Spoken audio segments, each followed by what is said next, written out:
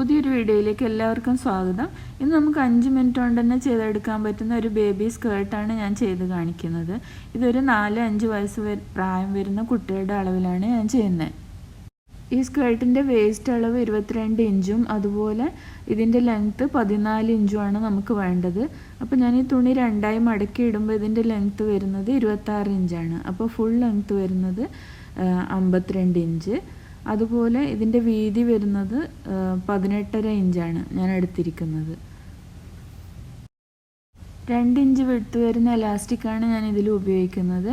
അപ്പം എലാസ്റ്റിക് വെക്കാനും അതുപോലെ സൈഡ് മടക്കി അടിക്കാനും ഒക്കെ കൂടി ഞാനൊരു 3.5 ഇഞ്ചോളം സീം അലവൻസ് എടുക്കുന്നുണ്ട് അതിൻ്റെ മേലെ ഭാഗത്ത്.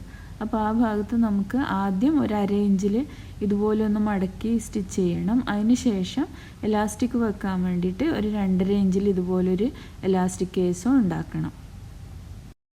അപ്പോൾ ആദ്യം എലാസ്റ്റിക് കേസ് ഉണ്ടാക്കുന്നതിന് മുമ്പേ നമുക്കിതിൻ്റെ മേലെ ഇതുപോലെ 1/2 ഇഞ്ചിലൊന്ന് മടക്കി സ്റ്റിച്ച് ചെയ്യാം.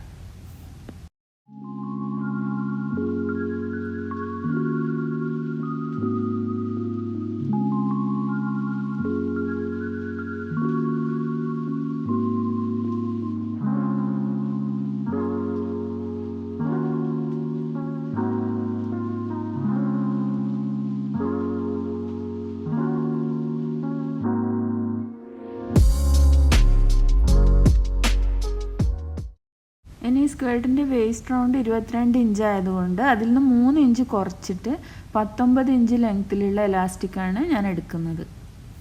ഇനി നമുക്ക് എലാസ്റ്റിക് കേസ് ഉണ്ടാക്കാം. അപ്പോൾ അതിന് വേണ്ടിയിട്ട് 2.5 ഇഞ്ചിൽ ഞാൻ ഇതുപോലെ ഒരു മാർക്കിങ് കൊടുക്കുന്നുണ്ട്.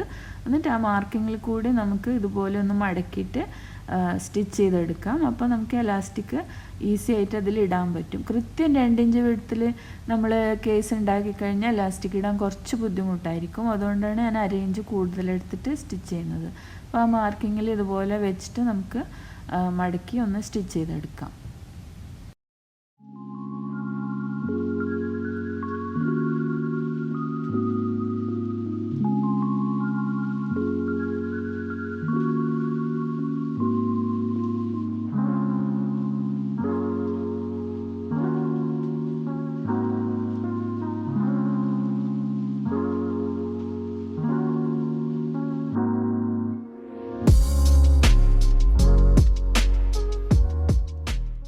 എലാസ്റ്റിക് കേസ് ഉണ്ടാക്കി കഴിഞ്ഞു. ഇനി നമുക്കൊന്ന് മെഷർ ചെയ്ത് നോക്കാം. അപ്പോൾ ഇത് 15.5 ഇഞ്ച് ലെങ്ത്ത് വരുന്നുണ്ട്.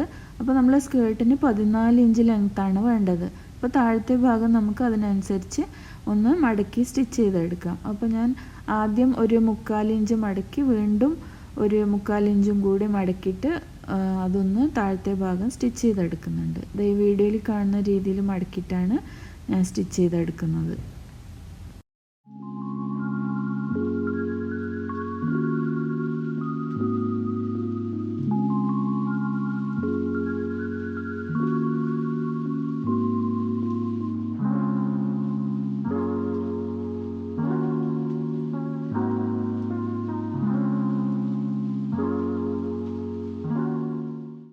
ഇനി നമ്മൾ താഴെ മടക്കി അടിച്ചതിൻ്റെ മേലെയായിട്ട് ഞാൻ ഇതുപോലെ ഒരു ലേസും കൂടി ഒന്ന് അറ്റാച്ച് ചെയ്ത് കൊടുക്കുന്നുണ്ട്. അപ്പോൾ സ്കേർട്ട് കുറച്ചും കൂടി നല്ല ഭംഗിയിലിരിക്കും.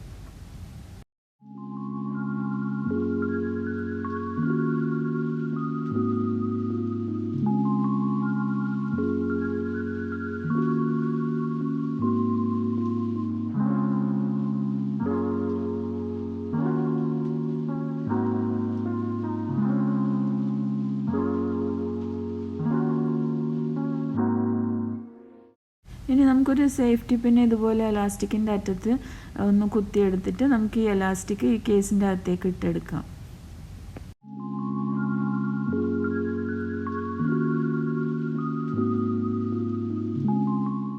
ഒരറ്റം ഫുള്ളായിട്ട് ഇതിനകത്ത് കയറി കഴിയുമ്പോൾ ഈ അറ്റത്ത് നമുക്ക് ഒരു സ്റ്റിച്ച് ഇട്ട് കൊടുക്കാം. അപ്പോൾ പിന്നെ മറ്റേ സൈഡിലേക്ക് നമ്മൾ വലിക്കുമ്പോൾ ഈ ഭാഗത്തൊന്നും ഉള്ളിലേക്ക് കയറി പോവില്ല. അങ്ങനെ ഫുള്ളായിട്ട് എലാസ്റ്റിക് ഇട്ടെടുത്ത് കഴിഞ്ഞാൽ ആ സൈഡിൽ നമുക്കൊന്ന് സ്റ്റിച്ച് ഇട്ട് കൊടുക്കാം.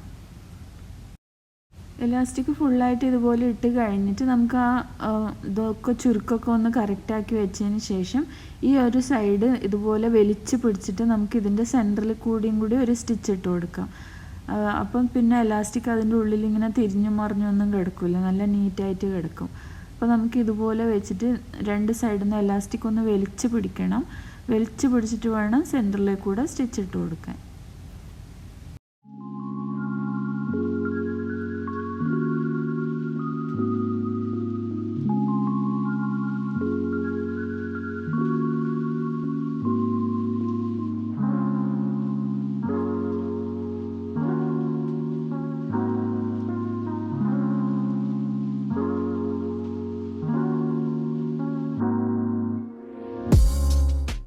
എലാസ്റ്റിക്കിൻ്റെ സെൻറ്ററിൽ കൂടി ഞാൻ സ്റ്റിച്ച് ചെയ്ത് കൊടുത്തു.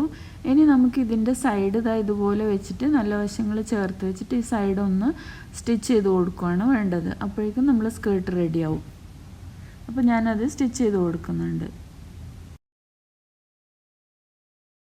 അപ്പോൾ ഇതിൻ്റെ സൈഡ് ഞാൻ സ്റ്റിച്ച് ചെയ്ത് കൊടുത്തു. നമുക്കിനി ഇത് തിരിച്ചിടാം. അപ്പോൾ നമ്മളെ ക്യൂട്ടായിട്ടുള്ള സ്കേർട്ട് റെഡിയായി. അപ്പോൾ സ്റ്റിച്ചിങ് ഒന്നും അറിയാത്തവർക്ക് പോലും ഈസി ആയിട്ട് ചെയ്യാൻ പറ്റുന്ന ഒരു സ്കേർട്ടാണിത്. അപ്പോൾ വീഡിയോ ഇഷ്ടമായിട്ടുണ്ടെങ്കിൽ എൻ്റെ ചാനൽ ലൈക്ക് ചെയ്യാനും കമൻറ്റ് ചെയ്യാനും സബ്സ്ക്രൈബ് ചെയ്യാനും മറക്കരുത്. എത്രയും പെട്ടെന്ന് തന്നെ നമുക്ക് വീണ്ടും കാണാം. അതുവരേക്കും ബൈ.